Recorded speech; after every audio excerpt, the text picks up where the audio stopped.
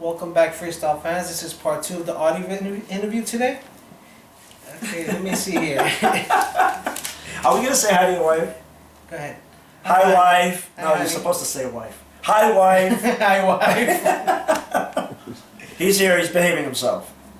Not too much. I'm listening. Well, the next question I have is... He's red. Okay, I'm listening. Yeah. Who have you enjoyed working with the most? Ooh, that's a good question. With a lot of people.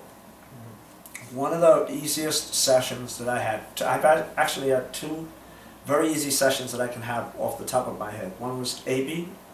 and the other one was Willie Valentine. And the reason why is because with A.B. when I did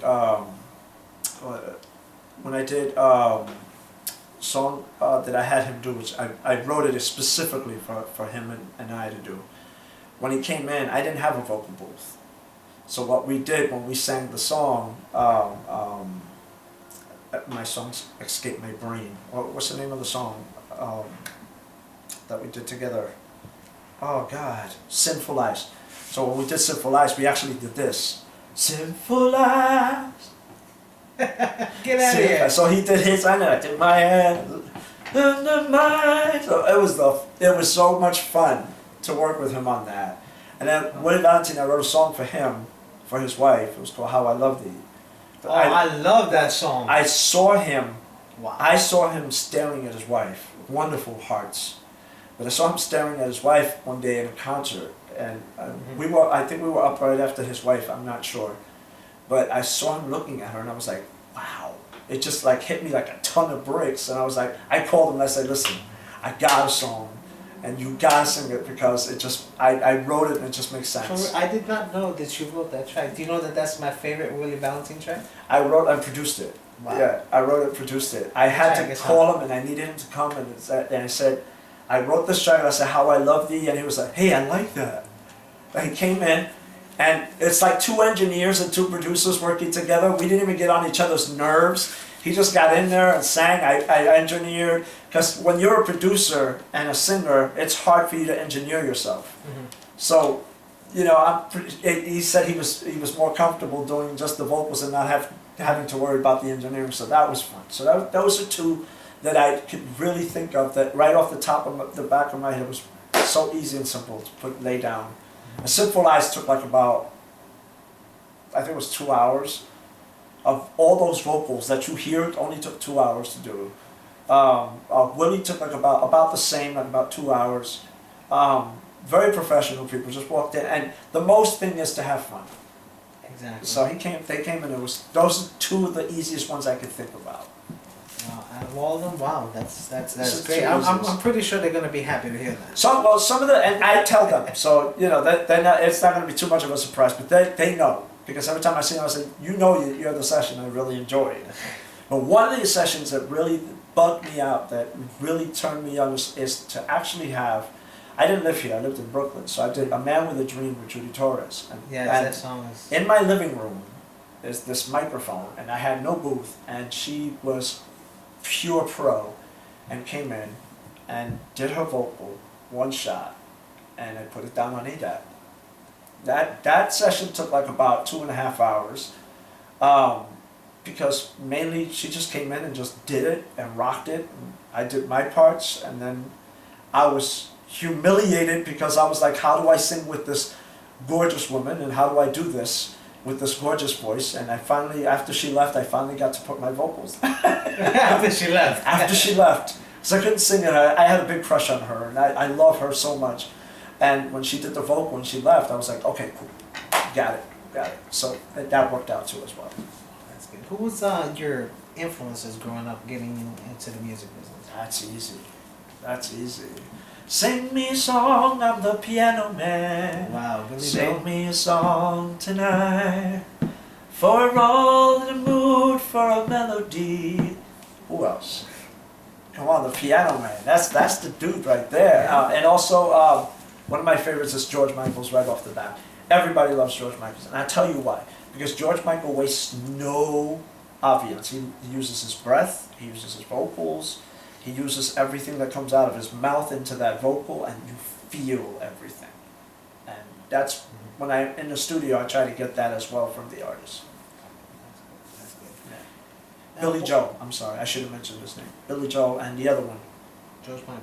No, George Michael's and the other piano guy. The rocker. And I should have known to love you, but I was just a kid. Da da da da da da da da da da. Norma Jean. Elton John? Elton John. Those are three of my favorites. Old school. Yes, three of my favorites. What is your greatest achievement? My greatest achievement in life or musically? Well, let's say in life and in music. Separate them. Why you gotta get all crazy and shit? Musically would have to be actually arranging the duets on my album. Because I did that album with Micmac Records to just show that I was presently there. I didn't really do it for money. I really didn't.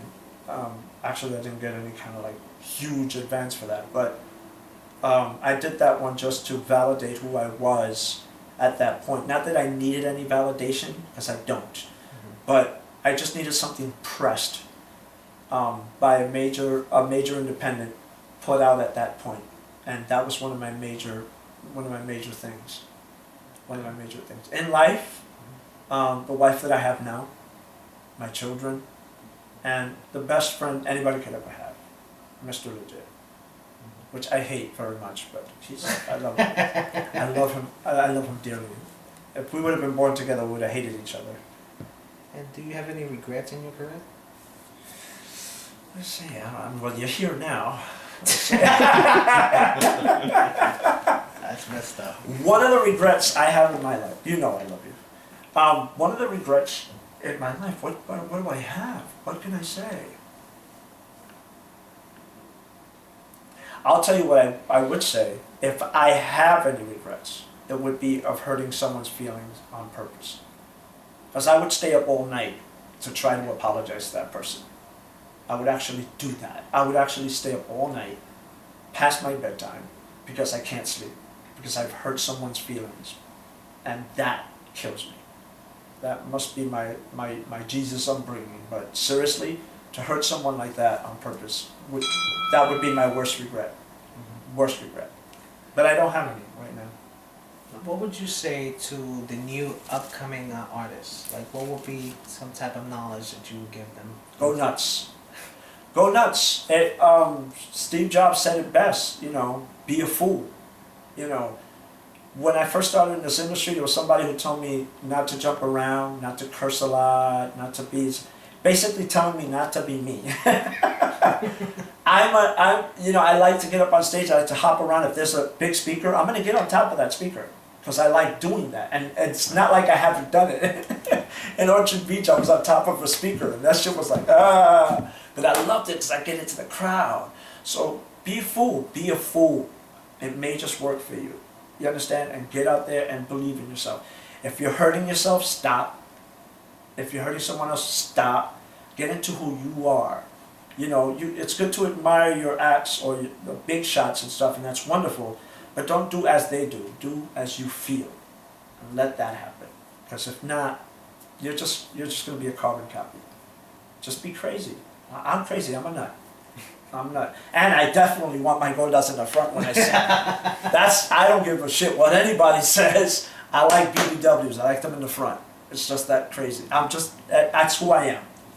That's just who I am. Well, thank you, Artie. Very Thank much you for everything, all the knowledge. Freestyle fans, Artie, the legend. $5. I gotta give you $5.